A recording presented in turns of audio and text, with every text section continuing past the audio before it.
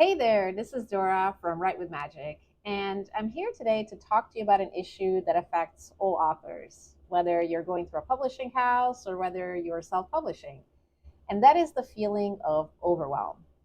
I know that the idea of publishing a book can feel really insurmountable. How do you get so many words on a page, and how do you do it by a deadline? That can even feel more overwhelming. So, today I'm going to give you some tips that are going to help you to reduce or maybe even eliminate this feeling of overwhelm.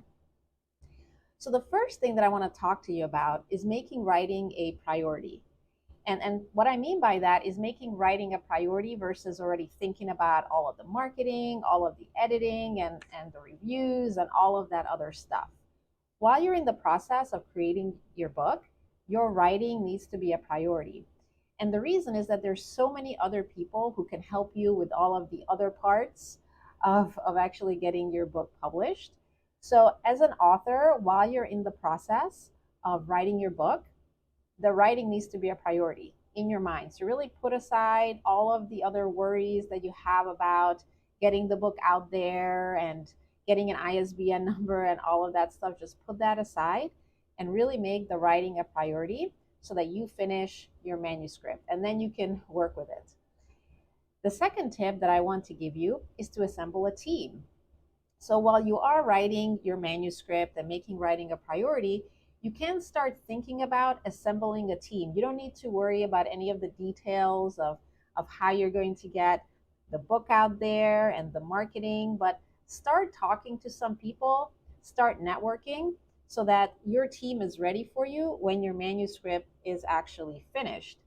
If you've ever looked at the acknowledgement section of any book, you know that it's frequently very, very long. It really takes a village to bring a book to the market. So you know that there's so many people who are involved in the editing, in the marketing, and even in just getting the manuscript finished.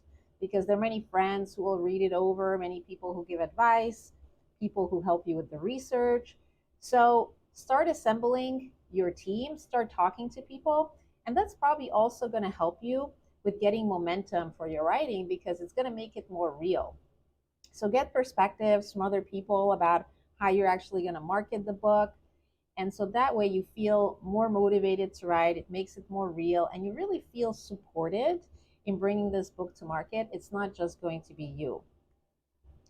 The third point that I want to make is about creating a writing routine. So I talked in the first point about making your writing a priority, but that's only going to happen if you have a routine for yourself.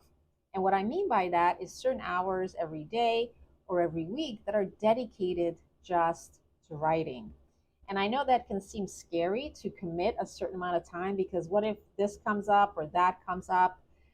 There's only so much you can do to protect your time, right? But just do whatever you can that's within your control to protect a certain amount of time every day or every week to actually get your writing done. That's your writing routine.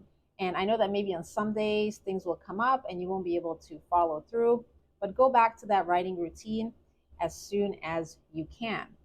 And I actually have a story to tell you about that because many people are scared when they when I tell them to create a writing routine. And that's the story of me writing my book choice.